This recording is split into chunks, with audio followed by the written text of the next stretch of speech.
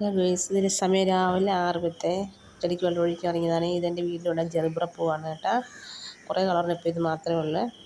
പിന്നെ ഇത് ഞങ്ങളുടെ മറ്റുള്ള ചെടികളൊക്കെ ഞാൻ രാവിലെ ഒരു 6:10 ആകുമ്പോൾ ചെടിക്കൊക്കെ വെള്ളം ഒഴിക്കാൻ ഇറങ്ങും.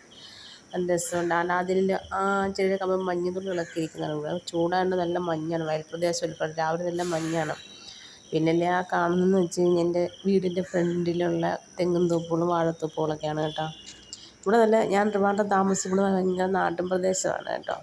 നല്ല ഭംഗിയുണ്ട് കാണാൻ.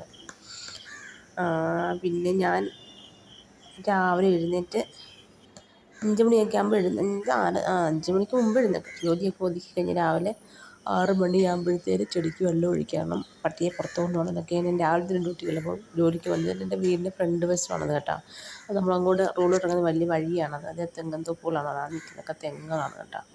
നമുക്ക് തേങ്ങയൊക്കെ പൊഴിഞ്ഞ് കിട്ടും. ഇത് ഞങ്ങളുടെ തൊട്ട് ഫ്രണ്ടിലെ വാഴത്തോട്ടമാണത്. വാഴ അത് അവരെല്ലാം നേരത്തെ കാട് പിടിച്ച് കിടന്നു. ഇപ്പോൾ അവരെല്ലാം അത് വയലാണ്. അതെല്ലാം അവർ ഇളക്കി മുറിച്ചിട്ട് അവിടെ വാഴയൊക്കെ നട്ടിരിക്കുകയാണ്. നമുക്ക് എന്ത് വാഴകളാണെന്ന് നോക്കിയാൽ നല്ല ഭംഗിയുണ്ട് കാണാനായിട്ട്. ഏത്തവാഴയാണെന്ന് തോന്നുന്നു. അത് നല്ല കുറേ മഞ്ഞുണ്ട്, മഞ്ഞുതുള്ളികളുണ്ട്. ഞാൻ പറഞ്ഞില്ലേ വെളുപ്പിന് ഇവിടെ ഭയങ്കര മഞ്ഞാണെന്ന്. കണ്ട വാഴയുടെ ഇലയിൽ മഞ്ഞുതുള്ളികൾ ഇരിക്കുന്നതുണ്ട്. അത്ര രസമല്ലേ കാണാനായിട്ട്. പക്ഷെ ഉച്ചയ്ക്ക് നല്ല ചൂടാണെങ്കിൽ രാവിലെ ഭയങ്കര തണുപ്പാണ്. മഞ്ഞ് കണ്ട മഞ്ഞുള്ളികൾ ഇരിക്കുന്നുണ്ട് വാഴ ഇലയിലൊക്കെ.